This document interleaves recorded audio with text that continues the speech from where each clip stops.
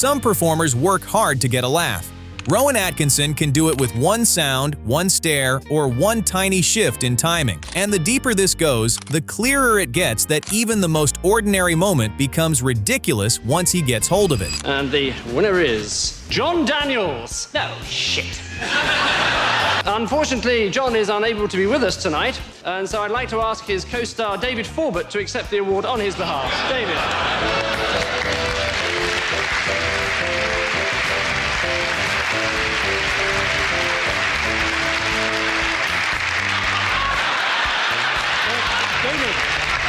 That dry delivery is only the warm-up, because once Rowan starts stripping things down to nothing but expression and timing, he somehow makes the smallest choices feel like the whole joke. Well, if you were presented with McLaren F1,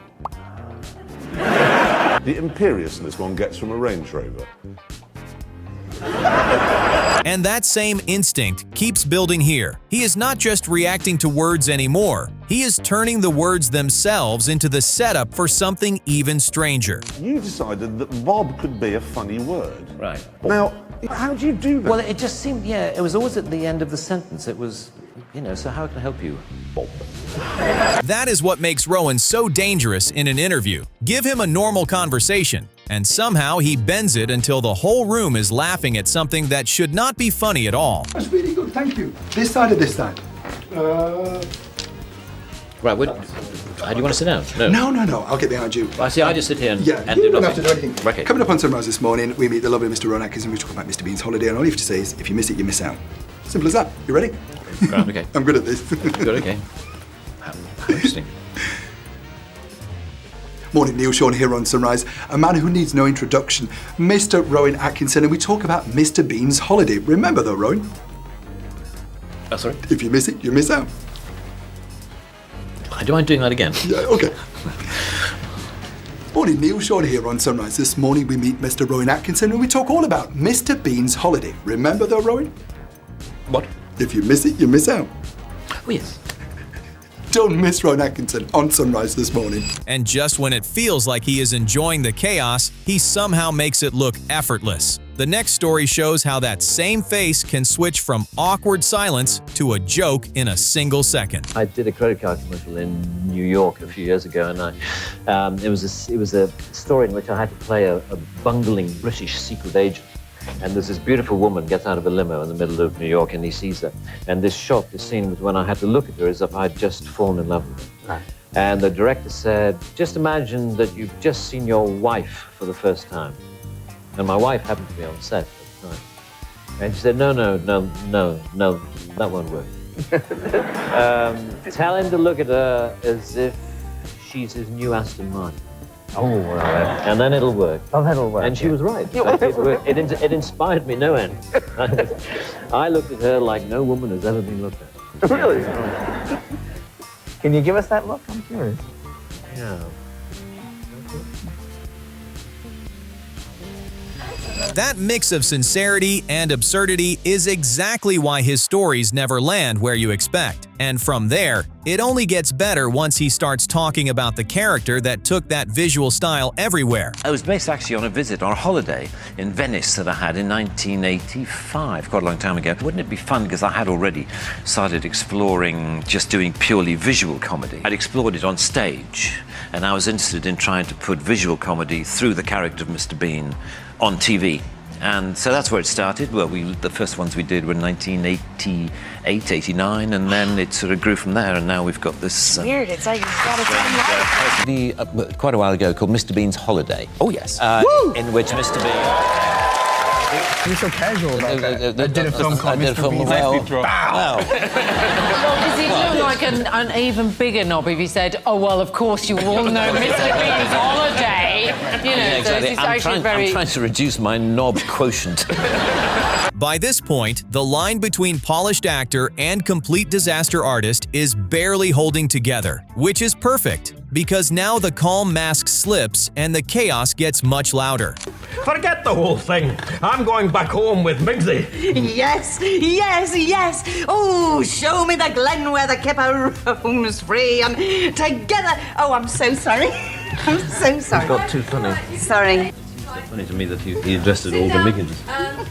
Are we still recording? Consulting with the wife. You see, after back in the office on Friday. Yeah, I know what you mean. I'm going to look at you. You're looking at me. I understand everything. I know what it's like. I mean, you've got a difficult job. 45 miles commuting every day. Crisis, Baldrick, crisis! No marriage, no money, and more bills. For the first time in my life, I've decided to follow a suggestion of yours. If I may make so bold, a major crisis has arisen in your affairs. Yes, I know, Blackadder. I've been pondering it all morning. Look at it. You got what? Are we allowed? I don't know. I've just lost all contact with... And that is another side of Rowan entirely. He can go broad, but he can also sit in that razor-dry space where one straight face makes everything around him funnier. I'm sure the first question is this. Funny name, Elton. How did you come by it? Well, I used to be in a band. I wanted to become a singer in my own right, and I wanted to choose a name, and the saxophone player in the band was called Elton, so I chose that name. Did you ever consider John Elton? No. You didn't? No. Okay. Well, let's start with those early albums then, one of which I believe was called simply Elton John. Yes, that's correct. And you didn't feel awkward with the name at all? I thought people would be more interested in the music rather than the name. What? Once he locks into that deadpan rhythm, even the simplest exchange starts to wobble. And somehow, the more serious the setting gets, the easier it is for him to throw it completely off balance. What would Mr. Bean reckon to all of this Formula One malarkey? Yeah.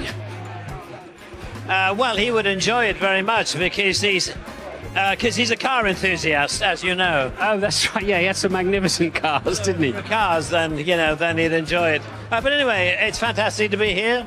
I'm a guest of George Russell, which is, it wasn't planned for me to be here on a weekend, when he got pole, but here we are. Rowan Atkinson name-dropping. Whatever next? Oh, I know. I'm here as a matter of fact, as a guest of George Russell. So. Oh, fantastic.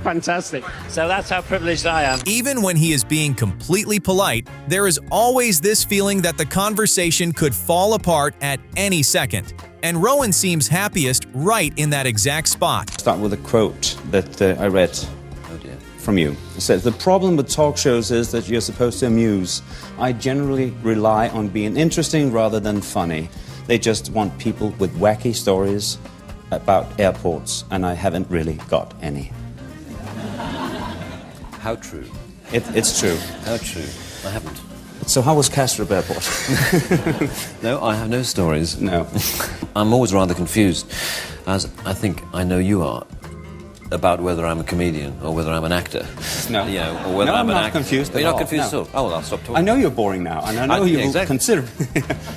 Exactly. You'll be nodding off. That self-aware awkwardness is what makes him impossible to pin down. And the next moment gets even more stripped back, because now it is just Rowan, a mirror, and the face that launched 1,000 laughs. Do you remember that night? Yes, I certainly remember the night. It was a one-off. It was a one-night review, and I was asked if I wanted to do something, and I couldn't think of anything, and just stood in front of a mirror, to be honest, and I just started pulling faces, I mean, for want of a better term, and I just sort of, was doing this.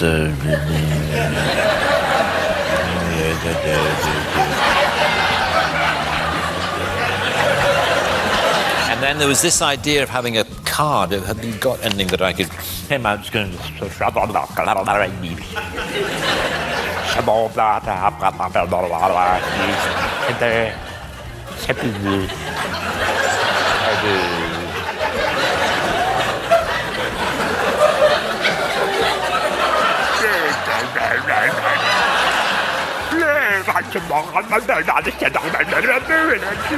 Anyway, it was something like that.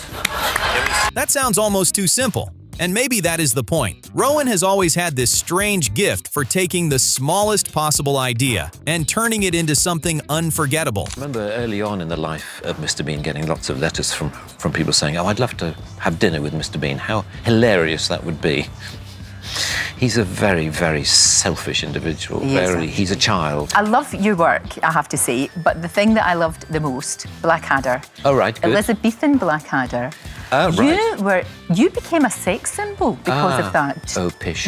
No, it's not opish. It's true. Look, it was it was just the whole persona, and you really suited the outfit. I have to say. Yeah, that costume. Yeah, sadly, I haven't had occasion to wear. Tell us which moment was best. And if you enjoyed watching, like this video. It helps us a lot. And make sure you click this next video for even more moments like these.